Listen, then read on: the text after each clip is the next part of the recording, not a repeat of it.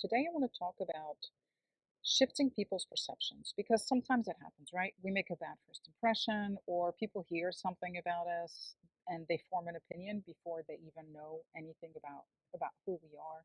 And sometimes it happens. We do something and we damage a relationship, so we need to rebuild the trust and start to shift that perception.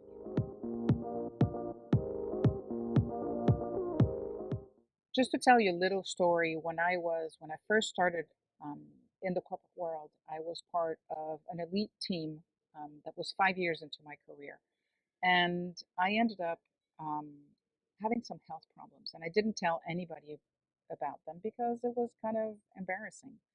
Um, but then over time, I could feel something was changing within the team, and like I felt like something was off. So I talked to a good friend of mine, and I asked her what was going on. And what she said to me was, "You're unreliable. The team can't count on you. And the big boss is wondering whether or not he made the right decision bringing you on board." That hurt. I'd been out and calling out sick from time to time, often at the last minute. So I could totally see where that perception was coming from. But I had to shift that because I wanted to be employed, obviously. But it's not an image that I intentionally put out there. So it was something that I wanted to rectify. And I think there are, as I look back on that, 5 different ways that you can do that in a way that is seamless and easy because it's not something that happens overnight. The first thing is having clarity about what needs to change and being consistent.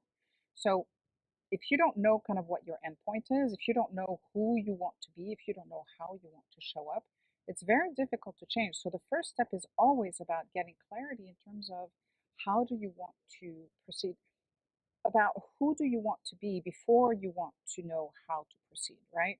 So once you know how you want to show up, what you want to change, then you can map out a plan, and you then need to be consistent because it's that consistency that really makes the shift. The second thing to do is we need to ask great questions.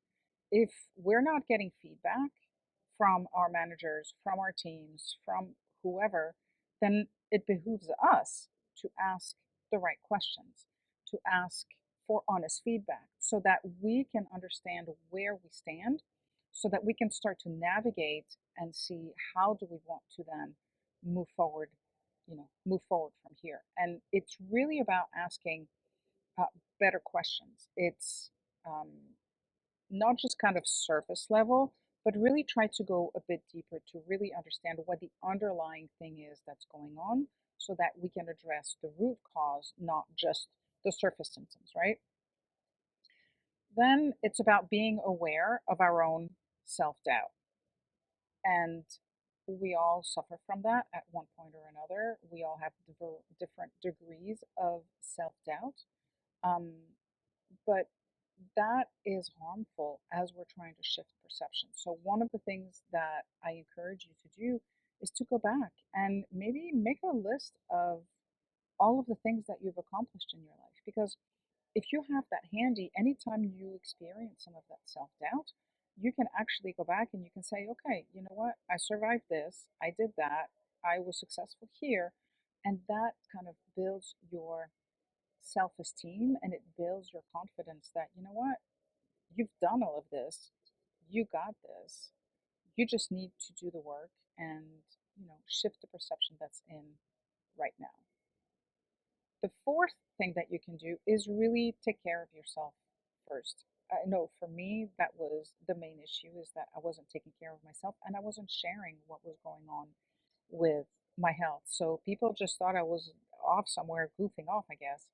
And so, if you're in a situation where your health is getting in your way of your success or of your progress, then please, by all means, get that taken care of because without that foundational health, it's very difficult to continue to make headway, to continue to have your energy levels to be at the level that you need them to be for you to continue to grow, for you to continue to succeed. And the last one is about being assertive versus being aggressive.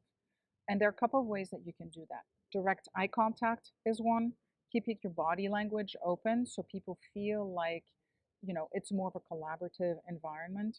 Also, try to avoid using words like always or never, which are so definitive. Instead of saying, you always interrupt me, it's perfectly okay to say, please allow me to finish, because it allows you to set the boundaries and allows you to make sure you own the space that you are in.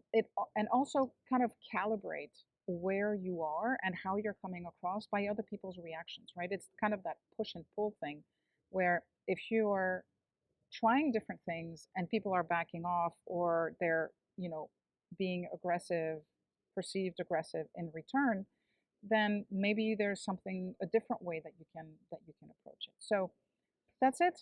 That's what I wanted to share this week. I hope that it serves you, and I'll talk to you soon.